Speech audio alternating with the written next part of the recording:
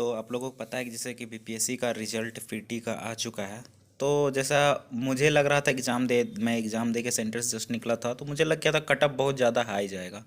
क्योंकि देखो, ऐसे क्वेश्चन थे कि जो भी, अगर कोई भी तैयारी चल रेलवे या कुछ भी, कोई भी प्रिपरेशन कर रहा है कुछ भी एग्ज़ाम के लिए, तो सडनली वो भी अगर पीटी में बैठता ना, 30-40 क्वेश्चन तो प्रीवियस ईयर बहुत इजी डाले हुए थे। जो प्रीवियस ईयर, अगर प्रीवियस ईयर सिर्फ पढ़ के आते तो 60-65 क्वेश्चन लेके जाते हैं। करंट अफेयर्स तो हटा दो, करंट अफेयर्स जो रेगुलर है वो तो सबका नेचुरल चलता है, लेकिन प्रीवियस ईयर के बहुत अच्छे क्वेश्चन डाले हुए थे।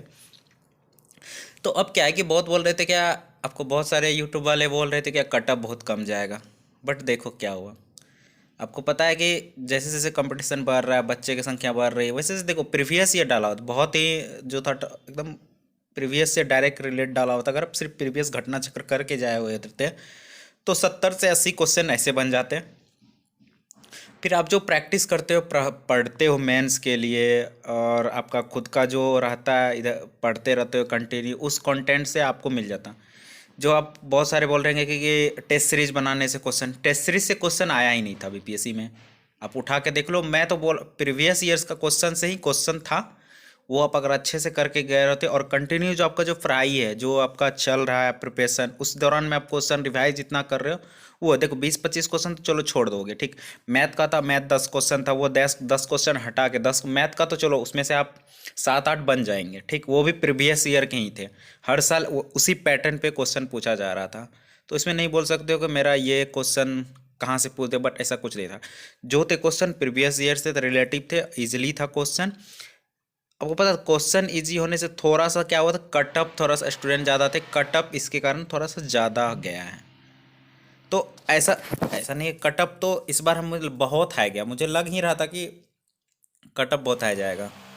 तो देखो क्या हुआ कि अनरिजर्व देखो 113, जो बहुत ज़्यादा अभी हाई, सबसे ज़्यादा अगर बीपीएससी का है 67वीं की री एग्ज़ाम।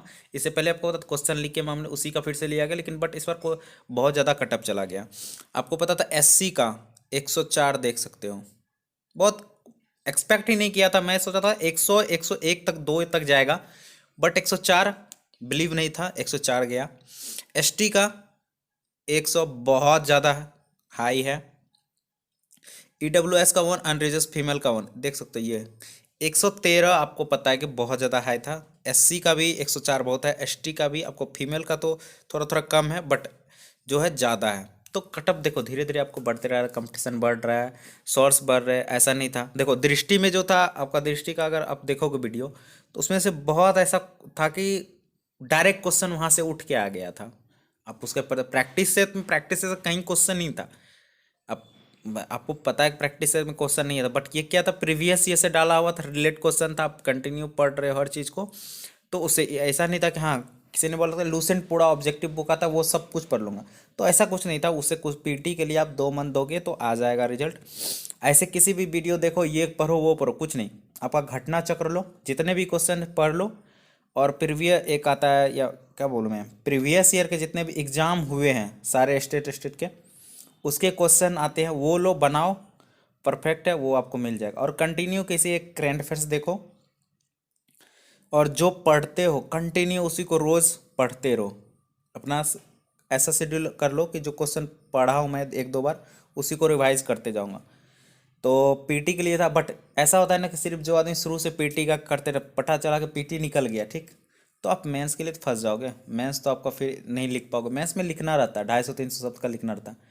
बट मैथ्स में क्या है कि एक ही क्वेश्चन को 2-3 तरह से घुमा दिया जाता है, ऐसा उसका फिक्स सिलेबस है, उसमें बहुत ईजी है। तो वो आप धीरे धीरे कंटिन्यू, इसलिए मैं बोलता पहले मेंस का तैयारी करो, फिर पीटी का 2 मंथ बहुत है। अगर जो पढ़े हुए हो, जो शुरुआत करने उसके लिए थोड़ा है कि उसको पूरा सिलेबस पढ़ना पड़ेगा। फिर ऐसे आपको बुक, मैं मेंस का आपको बुक लिस्ट बता चुका हूँ। पीटी के लिए प्रीवियस ईयर है, करंट अफेयर्स है, उससे क्वेश्चन आ जाएगा रिलेटेड, आप देखो। और एक चीज़ है कि आप कंटिन्यू न्यूज़ अगर आपको देखना है तो संसद टीवी का 8 बजे रात को, आपको पता है करंट अफेयर्स का न्यूज़ आता है पूरा, उससे आपको 28 मिनट का वीडियो होता है जो संसद टीवी में आता है 8:30 बजे, और टीवी में 8 बजे, और यूट्यूब में 8:30 बजे। संसद टीवी न्यूज़ हिंदी इंग्लिश दोनों का आता है, वो देख लो, आपको न्यूज़ वहाँ से कवर होते रहेंगे, ठीक है। करंट अफेयर्स कोई भी चैनल कर लो, वो देख लो, ख़त्म।